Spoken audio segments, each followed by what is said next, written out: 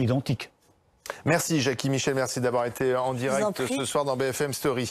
Encore 5 départements en vigilance orange, l'Aveyron, le Gard, l'Hérault, la Lozère, le Var qui est en vigilance crue, prudence donc dans ces départements. Ailleurs, c'est l'heure est au bilan, notamment en Haute-Loire. La neige qui est tombée abondamment a provoqué une grosse pagaille sur le réseau routier de ce département, notamment la nationale 88, avec une bonne partie de la nuit pour certains automobilistes passés dans des gymnases et des automobilistes qui sont en colère, qui estiment que les autorités n'ont pas anticipé ces chutes de neige qui avaient été annoncées par Météo France. Alors écoutez justement le préfet de Haute-Loire, Yves Rousset, qui répondait tout à l'heure dans BFM Story à cette colère des automobilistes.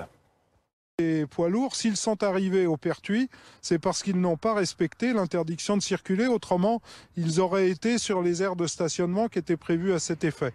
Et l'ensemble des véhicules légers qui ont largement contribué également au désordre étaient mal équipés.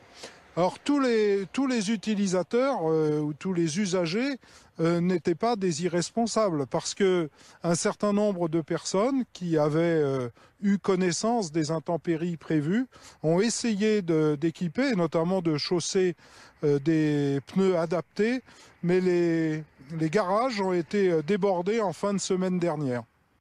Voilà, le préfet, lui, parle plutôt d'imprudence de certains automobilistes qui prennent la route sans équipement, alors qu'ils vont sans doute rencontrer de la neige. Et puis ces routiers qui n'ont pas finalement suivi les conseils de sécurité qui avaient d'ailleurs été donnés par Météo France. Alors, est-ce qu'il n'est pas temps peut-être de remettre à plat ce système d'alerte, de vigilance mise en place par Météo France? La question, en fait, elle revient à chaque séquence d'intempéries exceptionnelles. Frédéric Descartes est avec nous. Bonsoir, vous êtes météorologue à Météo News et on sera dans un instant avec un prévisionniste à Météo France.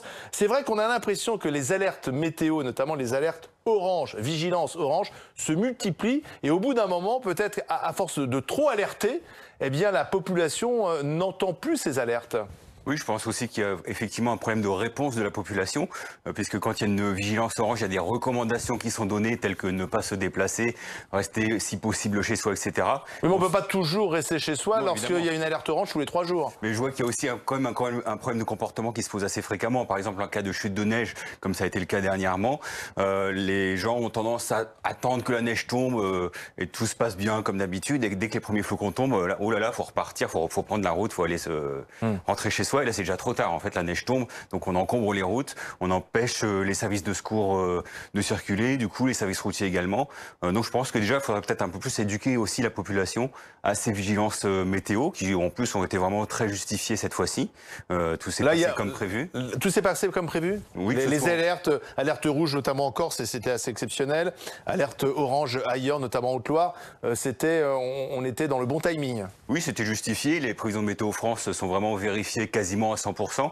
Il y a vraiment sur le nord-est, en revanche, où les précipitations neigeuses ont été finalement moins importantes que prévu, et finalement, tant mieux pour ces régions d'ailleurs.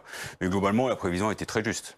Mais est-ce que les automobilistes, notamment, savent précisément ce qu'il faut faire lorsqu'il y a une alerte orange? Parce qu'il peut y avoir des alertes oranges, et puis finalement, il ne se passe pas grand-chose.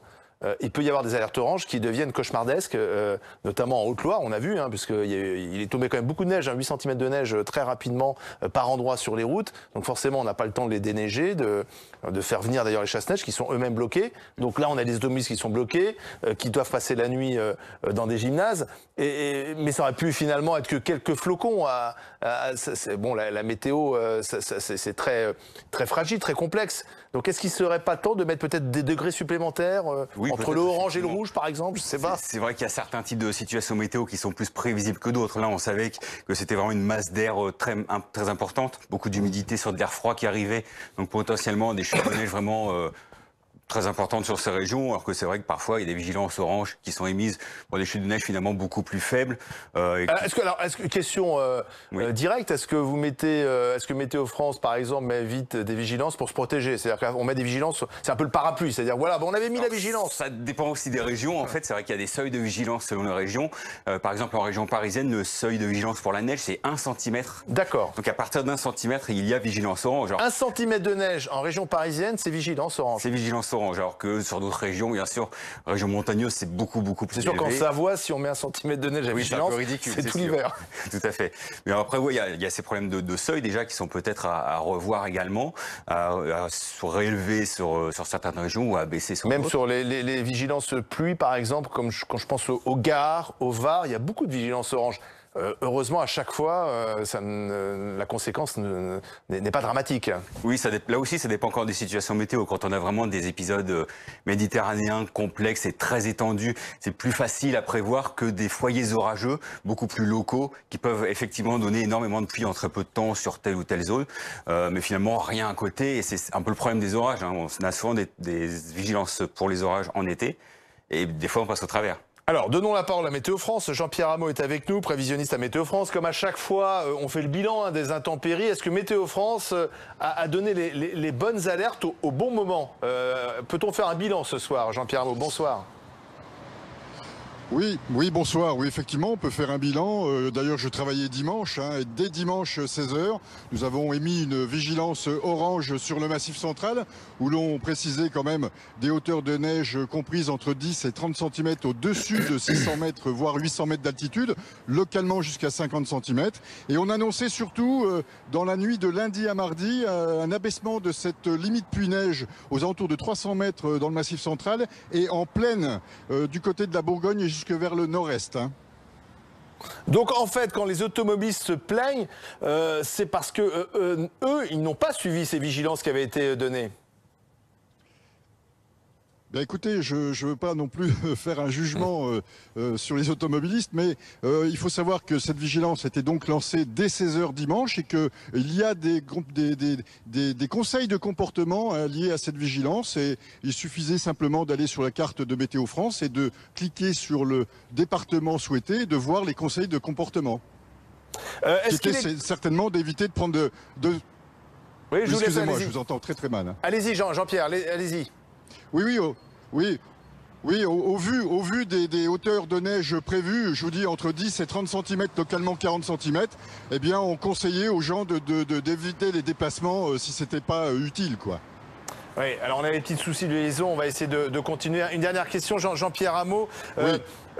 Est-ce que c'était exceptionnel ce qu'on a connu? Alors il y a eu une tempête sur la Corse, la tempête Adriane, ensuite beaucoup de pluie et de neige sur certains massifs, peut-être un peu plus tôt que prévu dans la saison. C'est vraiment une situation exceptionnelle ou est-ce que ça fait partie de ce temps qui peut se détraquer, notamment pendant ces périodes entre l'été et l'hiver, c'est-à-dire l'automne? Alors effectivement, c'est lié à un épisode effectivement précoce. Ce froid est arrivé très vite. Effectivement, c'est pas exceptionnel. Ce qui a été exceptionnel, c'est certaines hauteurs de neige, mais l'arrivée du froid au mois d'octobre, finalement, c'est des choses qu'on voit assez souvent. On se rappelle de l'année 2008 et 2015 aussi, où on a eu des froids précoces. Et en 1975, du 10 au 14 octobre 75, on a eu jusqu'à 10 cm de neige, par exemple, en Lorraine. Donc c'est déjà arrivé. Pour les jours à venir, ça se calme? Retour à la normale? Alors, retour à la normale au niveau de la neige, c'est-à-dire que les températures repartent à la hausse avec des valeurs qui vont dépasser, même qui vont arriver au niveau des moyennes de saison et qui vont dépasser les moyennes de saison d'ici 2 jours. Par contre, on prévoit un nouvel épisode méditerranéen dès demain matin, qui va toucher tout le pourtour méditerranéen, avec des pluies fortes, orageuses. On prévoit jusqu'à 70-100 mm sous les orages les plus forts et jusqu'à 200 mm du côté des Cévennes. Oui, donc prudence. Merci Jean-Pierre Hameau. Vous confirmez notamment le Var qui est en vigilance crue ce soir. Donc il faut être particulièrement vigilant sur ce département. Pour le Var et les Cévennes, oui, ces prochaines 24 heures, sur l'est de la Corse également, donc avec des foyers orageux parfois très virulents, et donc des quantités de pluie qui pourraient monter jusqu'à 200 mm en quelques heures. Merci à tous les deux. Il est 18h, bientôt 29. On va faire un nouveau point sur l'actualité avec Rachid Enbarki.